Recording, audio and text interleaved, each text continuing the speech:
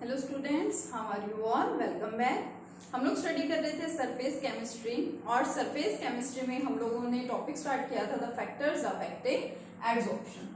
कौन सा टॉपिक हम लोग स्टडी कर रहे थे? We were studying factors affecting adsorption. कौन कौन से फैक्टर्स हैं जो कि एड्सॉर्प्शन की प्रोसेस को अफेक्ट करते हैं? So there were 4 main factors. First कौन सा था हमारे पास? Nature of adsorbent. ये पढ़ा था हमने, नेचर ऑफ एड्सॉर्बेंट, इसको हमने डिस्कस कर लिया था completely. Second one was nature of adsorbate. Adsorbate की नेचर भी इफेक्ट करती है। Next one pressure and the fourth one temperature. Main हमारे पास ये 4 फैक्टर्स हैं। There are 4 main factors that affect the adsorption, जो कि एड्सॉर्प्शन को अफेक्ट करते हैं। तो 2 फैक्टर्स हम लोग डिस्कस कर चुके थे लास्ट वीडियो में, nature of adsorbent and nature of adsorbate. आज कंटिन्यू करते हैं अपनी वीडियो में नेक्स्ट फैक्टर के साथ, दैट इज द प्रेशर। ठीक है, हमें यहाँ पे स्टडी करना है कि जो प्रेशर है वो किस तरह से अफेक्ट करता है एड्सॉर्प्शन की प्रोसेस को। तो हम लोगों ने स्टडी किया था, याद कीजिए, जब हम लोग डिस्कस कर रहे थे about physical and chemical adsorption और उसके बीच में हम लोग डिफरेंसेस पढ़ रहे थे, तो हमने वहां मेंशन किया था कि जो एड्सॉर्प्शन की प्रोसेस है, the process of adsorption increases with increase in pressure. तो यही होता है, अगर हम प्रेशर बढ़ा रहे हैं तो एड्सॉर्प्शन की प्रोसेस क्या हो जाती है? बढ़ जाती है। लेकिन क्या आपको ऐसा लगता है कि हमेशा ऐसा ही होता रहता है? प्रेशर बढ़ाते जाओ और एड्सॉर्प्शन हमेशा होता ही जाएगा, बढ़ती जाएगी एड्सॉर्प्शन की प्रोसेस? नहीं, हमेशा ऐसा नहीं होता। मान लीजिए ये आपके पास क्या है? It is our adsorbent. ये कौन है हमारे पास? कोई एड्सॉर्बेंट है। ठीक है, अब एड्सॉर्बेंट को यहाँ पे आके क्या होना है? एड्सॉर्ब होना है। सपोज आपने प्रेशर बढ़ाया तो यहाँ पे एड्सॉर्प्शन की प्रोसेस बढ़ गई और यहाँ इस तरह से एड्सॉर्बेट, सारी जगह एड्सॉर्बेंट ने क्या कर लिया? यहाँ पे सारा सरफेस ऑक्यूपाई कर लिया एड्सॉर्बेंट का। अब देखिए इसके पास और स्पेस ही नहीं बचा है। जब इसके पास कंप्लीट सरफेस ही खत्म हो गया है, इसके पास एड्सॉर्बेंट के पास और अवेलेबल स्पेस ही नहीं है, तो क्या एड्सॉर्प्शन की प्रोसेस फर्दर हो सकती है? नहीं हो सकती।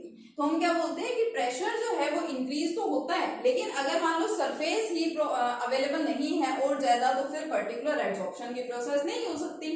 तो यही केस है। यहाँ पे हम क्या पढ़ते हैं? प्रेशर के केस में जो फैक्टर प्रेशर जो अफेक्ट कर रहा है एड्सॉर्प्शन को, उसको हम यहाँ एड्सॉर्प्शन आइसोथर्म की केस में स्टडी करते हैं।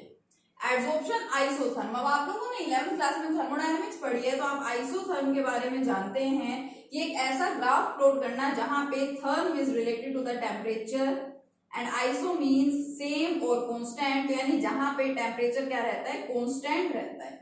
तो एड्सॉर्प्शन आइसोथर्म, एड्सॉर्प्शन के केस में जो आइसोथर्म है, जिसको हम एड्सॉर्प्शन आइसोथर्म बोल रहे हैं, ये क्या है? ये बेसिकली ग्राफ है, और we can say that it is the plot of extent of adsorption. Extent of adsorption का मतलब कितना अमाउंट एड्सॉर्प्शन हो रहा है, कितना एड्सॉर्प्शन हो रहा है विद प्रेशर, प्रेशर के साथ।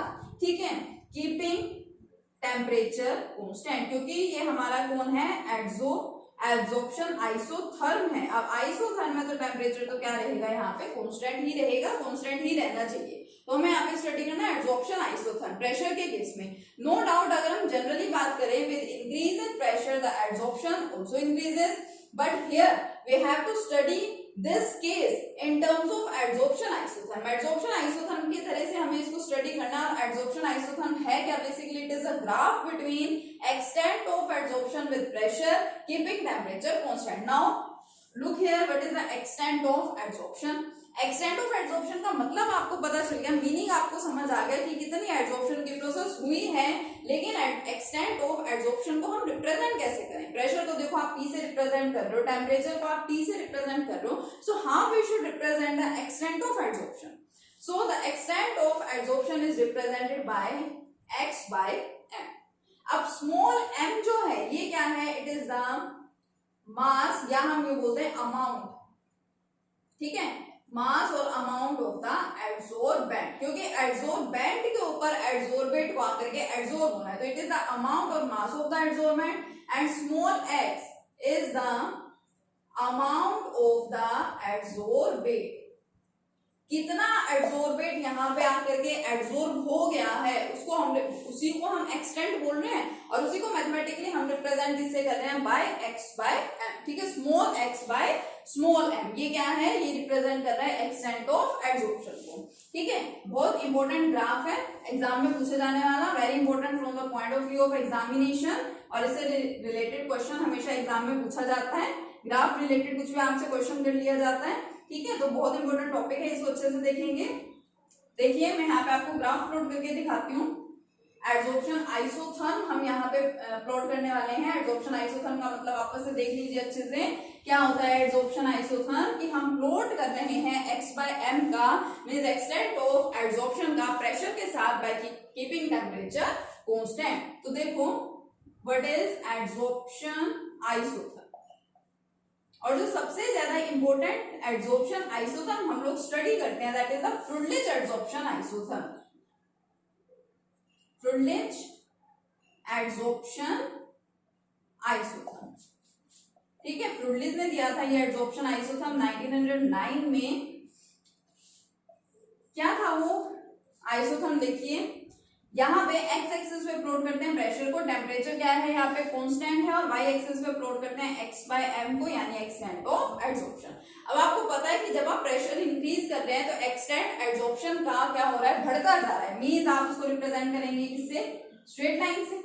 अब धीरे धीरे आप प्रेशर बढ़ाते जा रहे हैं, बढ़ाते जा रहे हैं, तो देखिए स्ट्रेट लाइन, फिर वो थोड़ी सी कर्व हो जाती है और फाइनली जाकर के वो क्या हो गई, देखो कांस्टेंट हो गई। ये दिखाई दे रहा है आपको यहाँ पे कांस्टेंट। अब ये क्या है, अब ये वही केस है जो मैंने आपको बताया। मैंने आपको क्या कहा कि प्रेशर इंक्रीज कर रहे हैं तो एक्सटेंट एड्सॉर्प्शन का बढ़ता जा रहा है। वो यहाँ बढ़ा, इनिशियली वो बढ़ता गया, फाइनली वो यहाँ अपनी मैक्सिमम वैल्यू पे पहुंच गया, इससे ज्यादा वो बढ़ा नहीं, और इसके बाद वो क्या हो गया, सीधा वो जाकर के कांस्टेंट हो गया, ठीक है। यानी यही क्या है, उसकी हाईएस्ट वैल्यू है जो इंक्रीज हुई, और ये जो हाईएस्ट वैल्यू है दिस प्रेशर, ठीक है, जिस प्रेशर के ऊपर ये हाईएस्ट वैल्यू यहाँ पे रही है एक्सटेंट ऑफ एड्सॉर्प्शन की, this pressure is known as the saturation pressure. इस प्रेशर को क्या बोला जाता है, सैचुरेशन प्रेशर बोला जाता है, which is represented bye PS, ठीक है। ये पर्टिकुलर जो पॉइंट है, जिस प्रेशर के ऊपर एक्सटेंट ऑफ एड्सॉर्प्शन की वैल्यू मैक्सिमम है, क्योंकि उसके बाद तो क्या होगी, कांस्टेंट हो गई, तो इसको क्या बोला जाता है, saturation pressure, which is represented bye PS। अब देखो हुआ क्या है, यहाँ पे प्रेशर की वैल्यू बहुत कम है ना, ये ओरिजिन है, 0 है, यहाँ पे बहुत कम है, तो at low pressure value increase हो रही है, ठीक है, बढ़ती गई। जब प्रेशर की वैल्यू बहुत ज्यादा थी तो वहां पे तो एक्सटेंट ऑफ एड्सॉर्प्शन क्या हो गया, कांस्टेंट हो गया, मींस वो प्रेशर पे डिपेंड ही नहीं कर रहा है। तो फ्रुडलिच ने क्या किया, अपने आइसोथर्म को 3 केसेस के अंदर डिवाइड किया। केस फर्स्ट क्या था, एट लो प्रेशर, जब प्रेशर बहुत ज्यादा कम था, उस पे ऑब्जर्वेशन क्या थी कि जब प्रेशर बढ़ रहा है तो एक्सटेंट ऑफ एड्सॉर्प्शन भी क्या हो रहा है, बढ़ रहा है, pressure is increasing and extent of adsorption is also increases. So हम यहाँ पे लिख सकते हैं x by m is directly proportional to p, ये बढ़ रहा है, ये भी बढ़ रहा है, और अगर मैं इस p को p raised to the power 1 लिख दूं तो क्या कोई दिक्कत है, नहीं, उन्होंने इसको ऐसे ही लिखा। केस सेकंड, अब बहुत लो प्रेशर की हमने बात कर लिया, अब हम बात कर लेते हैं बहुत हाई प्रेशर की। हम सेकंड केस ले रहे हैं एट हाई प्रेशर। अब देखो जब हाई प्रेशर है तो ग्राफ आपके सामने है, आप इसमें क्या ऑब्जर्व कर रहे हैं, आइसोथर्म आपके सामने है, यहाँ पे टेम्परेचर यहाँ कांस्टेंट है, आप क्या ऑब्जर्व कर रहे हैं, जब प्रेशर की वैल्यू बहुत ज्यादा है तो x by m कांस्टेंट है, मींस उसका प्रेशर का इसके ऊपर कुछ इफेक्ट ही नहीं पड़ रहा है, ठीक है। तो हम क्या बोलते हैं, x by m is directly proportional to p, पे वो डिपेंड ही नहीं कर रहा है, तो हम इसको क्या लिख देते हैं, p raised to the power 0, क्योंकि वो p पे डिपेंड ही नहीं कर रहा है, तो क्या हो गया, p raised to the power 0। ये बात हो गई बहुत कम प्रेशर की, ठीक है, स्टार्टिंग में जो हम देख रहे हैं बहुत कम प्रेशर की बात हो गई। ये बात होगी बहुत हाई प्रेशर की, तो इंटरमीडिएट भी तो कुछ है ना, यहाँ पे बीच में भी तो कुछ प्रेशर की वैल्यूज हैं, उसके लिए फ्रुडलिच ने एक अलग से केस दिया। उन्होंने क्या किया, एट इंटरमीडिएट प्रेशर।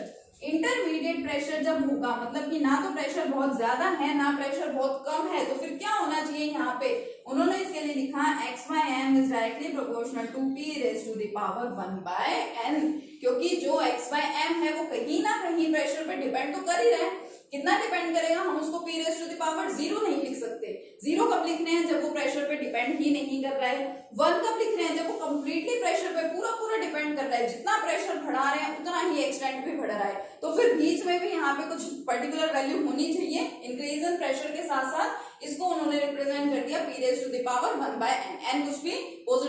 उसमें आपका नंबर हो सकता है पॉजिटिव, ठीक है। और n की वैल्यू जनरली आपको कहां से कहां तक मिलेगी, बिटवीन 0 to 1, क्योंकि देखो 0 का मतलब डिपेंड ही नहीं कर रहा है, 1 का मतलब हाईएस्ट आपने देख ली जो डिपेंडेंस है, तो इसकी वैल्यू 0 to 1 आपको मिलेगी, ठीक है, 0 to 1।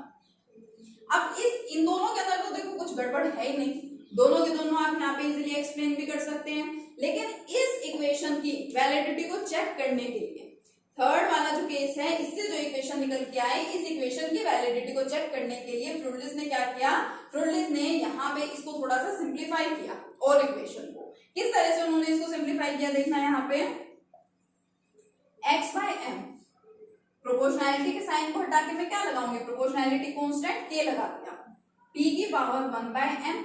अब k और m दोनों के दोनों यहाँ पे क्या है, कांस्टेंट्स हैं, और इन दोनों कांस्टेंट्स की वैल्यूज किस पर डिपेंड करती है, both these constants k as well as m depends on the nature of the adsorbate and the nature of the adsorbent. अब इनकी क्या वैल्यूज होंगी, ये एडसोर्बेट और एडसोर्बेंट की नेचर पे डिपेंड करता है, ठीक है। देखिए क्या हुआ है यहाँ पे, जब लो प्रेशर, बहुत ज्यादा कम प्रेशर की बात की गई, तो जो x by m है it was directly proportional to pressure, तो उसको हम कैसे लिख रहे थे, x by m directly proportional to p raised to the power 1। Case second, जब बहुत हाई प्रेशर था, वो डिपेंड ही नहीं कर रहा है प्रेशर पे, एक्सटेंट ऑफ एब्जॉर्प्शन, तो हमने उसको किससे रिप्रेजेंट कर दिया, 0 से। और इंटरमीडिएट हमने क्या लिया, x by m directly proportional to p raised to the power 1 by n, ठीक है। और इसको हम कैसे लिख सकते हैं, x by m equal to k p की पावर 1 by n। तो k and n are constant है, k और n क्या है यहाँ पे, कांस्टेंट है, and there values depends on, अब क्या होंगे ये, क्या इनकी वैल्यू होगी, डिपेंड करता है, depends on nature of adsorbate and adsorbent. k और n क्या होंगे, डिपेंड करेगा एडसोर्बेट और एडसोर्बेंट की नेचर के ऊपर, आया समझ में। अब इसकी वैलिडिटी को चेक करने के लिए इसको सोल्व किया गया, तो फ्रूडलिस ने क्या किया, इसकी दोनों साइड लॉग ले ली, taking log on both side. तो अगर मैं लॉग लूंगी तो ये क्या हो जाएगा, log x by m equal to log of k p raised to the power 1 by n।